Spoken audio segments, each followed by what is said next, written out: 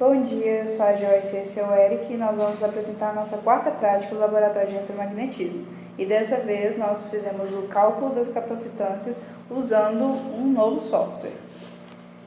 E o software se chama QuickField, ele é livre na versão estudante, que nós utilizamos em laboratório. E basicamente a gente teve que fazer o desenho dos capacitores, dos diferentes tipos de capacitores que nós usamos. Tivemos que colocar as dimensões e depois fazer uma malha, selecionando o diâmetro dessas malhas, para ele poder fazer o cálculo da capacitância usando ali as leis que nós já estamos usando nos laboratórios. E então, dessa forma, ele vai devolver para a gente um gráfico mostrando o fluxo que está percorrendo aquela placa. E nós fizemos isso para 3 capacitores. Nós fizemos para apenas uma placa mesmo, igual que a gente estava usando. A gente fez para um capacitor com 2 dielétricos, então seria a placa e 2 dielétricos diferentes no meio. E, por último, um capacitor cilíndrico. Bem, sobre as placas simples que a gente trabalhou, no caso a gente fez das 3 placas que a gente tinha sido apresentados na prática 3, onde a gente queria comparar os resultados que a gente calculou com os resultados que a gente já tinha dado pelo fornecedor e com o que era estimado pelo próprio software.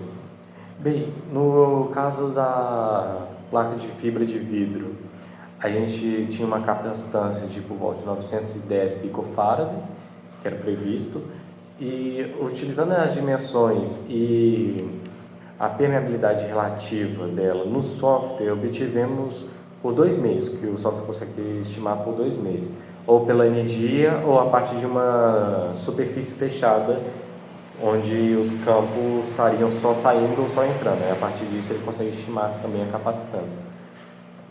Em ambos os casos deu 761,5 picofarad, o que é relativamente distante, mas ainda assim apresenta certa proximidade. E também tem a questão do tamanho da malha, que vai afetar qual vai ser o valor que vai ser devolvido. Sim. Nós tivemos uns problemas com o software, que às vezes ele falava que o número de malhas que deu no desenho foi muito superior ao que a capacidade dele. Então, como a gente teve que diminuir o número de malhas, isso diminui um pouco a precisão. Então, sim, dá uns problemas assim de cálculo por causa disso. Que no caso essa placa ela era uma das maiores, só que como ela era muito comprida também, né?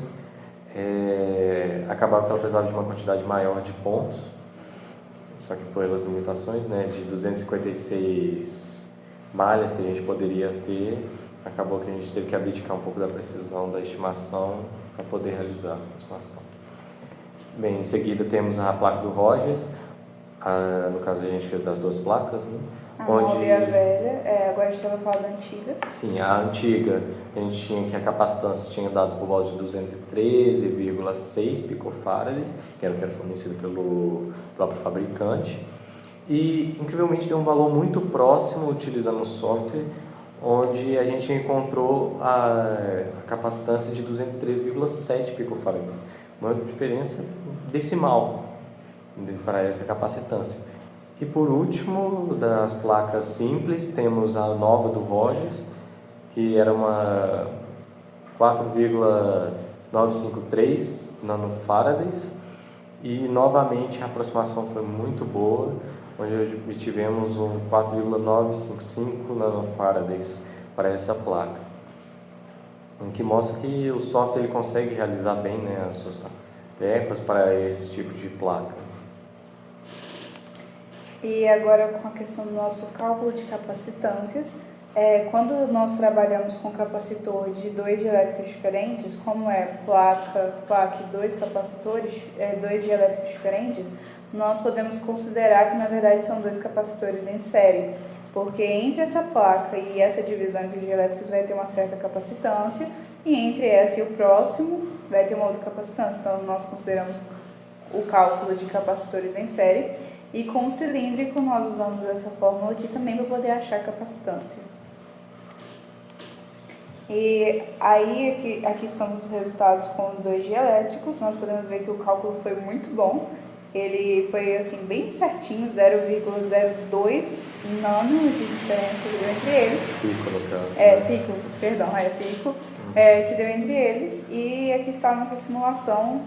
E como dá para perceber ali na simulação, quando você perceber na parte superior, a mudança dos valores de tensão ela é mais próximo, enquanto que na parte inferior, onde tem uma permeabilidade relativa maior, a variação na tensão se torna menor o metro. Porque mudou o dielétrico. Então Sim. dá para ver pelas linhazinhas que tem muito mais divisões na parte superior do que na parte inferior. Uhum.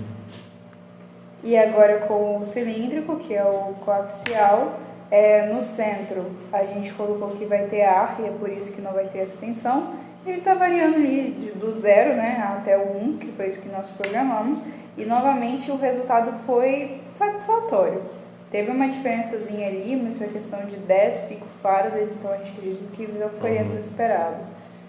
E também houve, pela primeira vez, né, houve uma diferença entre a capacitância estimada pela energia presente no capacitor e pela superfície.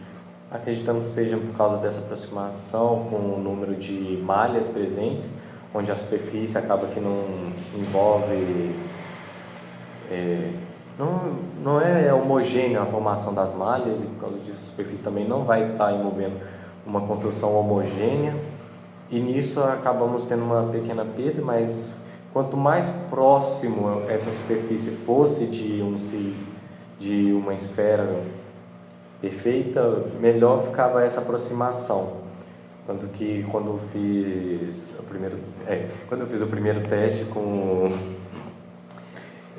uma superfície, apenas uma superfície quadrada, tinha dado uma grande diferença. À medida que foi aproximando, tivemos o resultado, mas a diferença é pequena, continua bem próximo do que era previsto pela equação. E é isso, obrigada.